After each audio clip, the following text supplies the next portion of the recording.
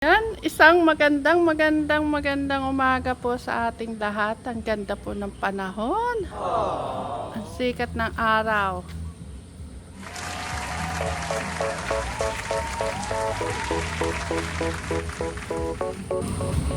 Chris, good morning. Good morning po mga ka-Jolly. Samahan po natin si Kuya Noah ang basketball. Ayan, mga kachali, may laro po ulit si Noah. Ano po ngayon nila, Noah? Opening po ng kanilang laro sa Marikina.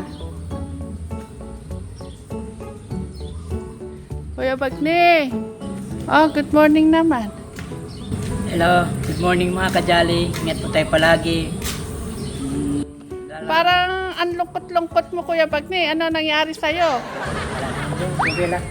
Talagang ganito lang. Parang mababaw lang kaligayahan ko eh. Sige pa. Saan po kayo pupunta Ma'am Janet? May ano ngayon sila, Noah. Opening ulit ng kanilang basketball. May maglalaro yata sila ngayon. Kaya sasama namin. Kaso, palayo kami ng palayo. Marikina naman ngayon. Marikina, malayo yun. Marikina. Buti nga, magandang panahon ni Ma'am Janet. Medyo araw. Oh, ang ganda nga ng sikat ng araw, oh. Yun. Yan, mga kajali, oh. Kanina po, mga kajali, nagbabadya ang ulan. Umulan na kanina, no, Kuya Bagni, oh. Umulan na po kanina, pero ngayon, yan, ang ganda na po ng ating kalangitan. Sana hanggang sa makabalik kami dito, hindi po sasama ang panahon. Yun. Nakakatakot kasi pag bumibiyahe ng malayo, malakas ang ulan. Tama Ma'am Janet. Oh. Max, ikaw magiging bantay dito sa bahay. Nandiyan sila ate, sila kuya. Na, wag mangangagat ha. Ikaw ugali mo manghabol ng mga tao eh. Wag mangangagat ha. Pag ikay nangagat, masasama ka dun kila Lucas. Kukulong na kita doon. Ni Ma'am Janet sa'yo ha? Tiyan mo si Lucas, kaya siya ikinukulong ko, diba? Nakagat niya si Kuya August.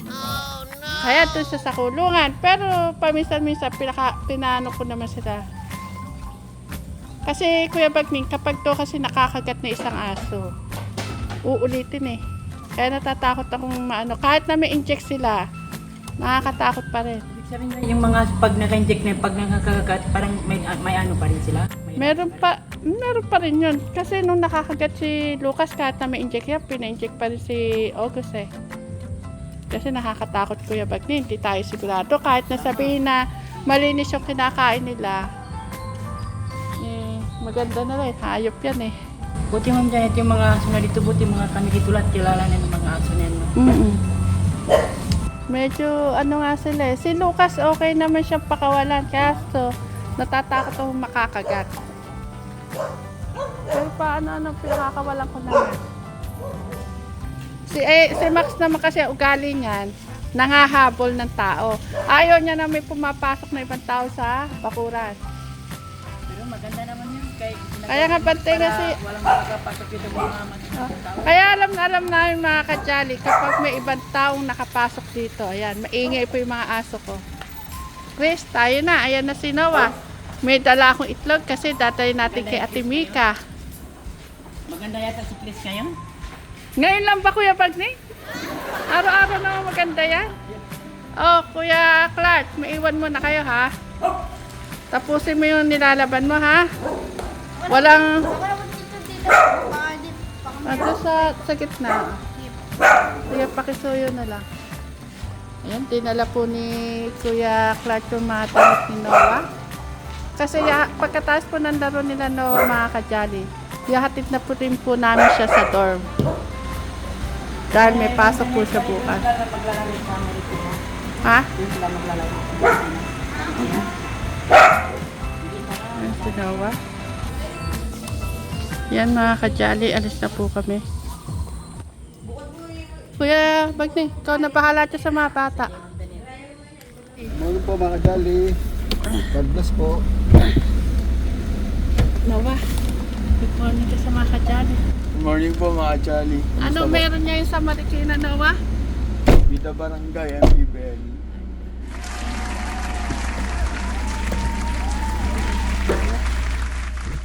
Many hours later. Mga ka-Johnny, nandito kami sa Marikina. Kasama ko yung panganay ko at si Noah. Parang banding na rin po namin mag-iinat.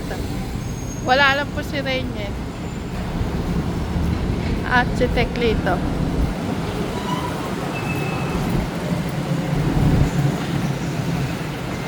Sabi, ano bang dito? Maraming paninig eh. No.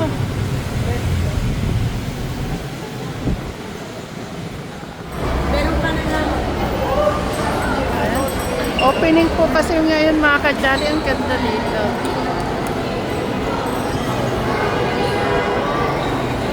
Welcome to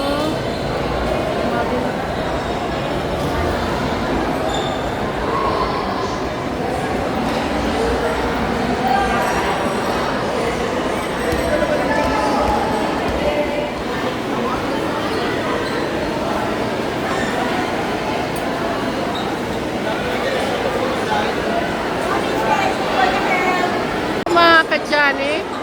Ayan. Mamaya po 8 o'clock ng gabi, meron pong laro sila Noah.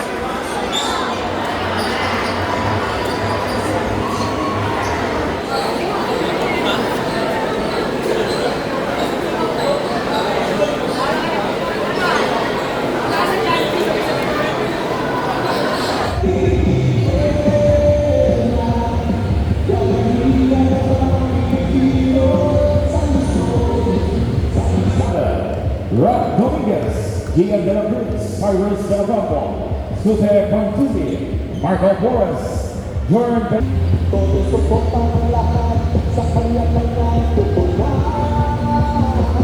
Adrian Abubakar, Raven Balat, Gino Maicana, Frankie Estopa, Marcos Garcia, Cody de la Cruz, Dan Almore, Christian Issa, Eddie Rubio, Kirby Anisco. Salamat din tayo at ipapakilala natin ang napakahusay at napakagiting nating Counselor Coach Elvis Tolentino para sa konting pananalita at pag-welcome sa atin. Palakpakan po natin, Counselor Coach Elvis Tolentino.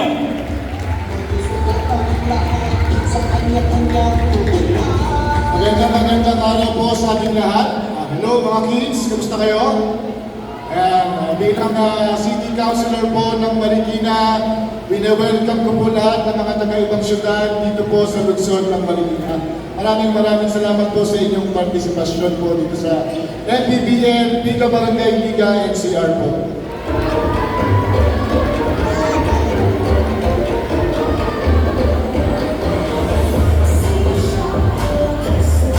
So yung competition, hindi lang talaga sa basketball court. Sa taas. Next up, we have Caloocan, Coach T. Yan. Medyo napaaga lang kanina, pero... Ayan mga ka-Jolly, nagyaya na pong kumain sila Noah. Kasi mamayang 8, meron po silang laro. Kakain po muna kami.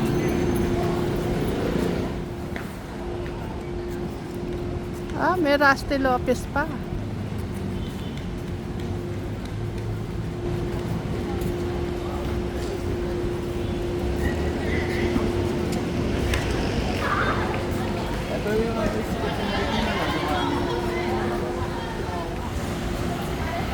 Ano kaya hanapin itong mag-ate?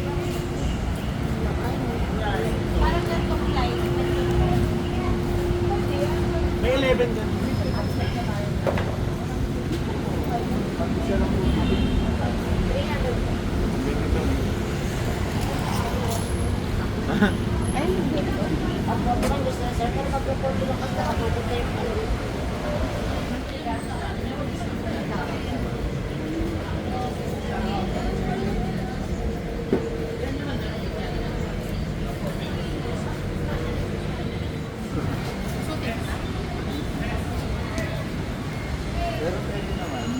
Bagay sa akin.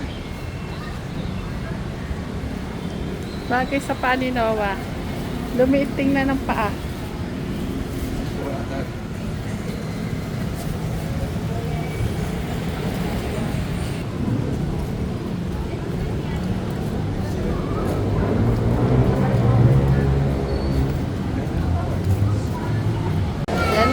kajali, nakikita ko na si Ate Mika at si Chris. Parating na. Ang luwang po nito mga kajali.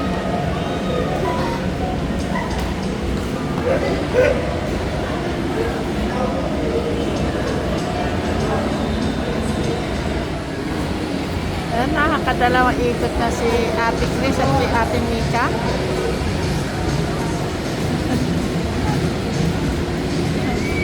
Ilang ikot kaya magagawa nitong dalawang to?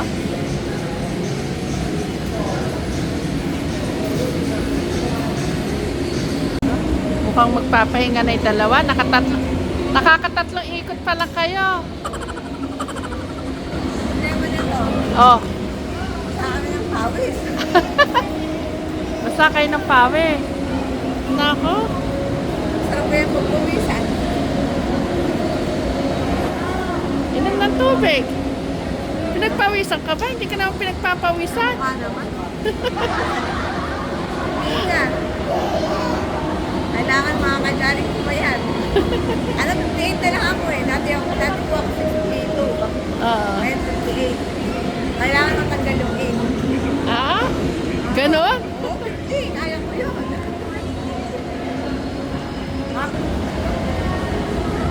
Kasi mga kajali, mainggan nyo po kayo maglakad-lakad dito. Oh.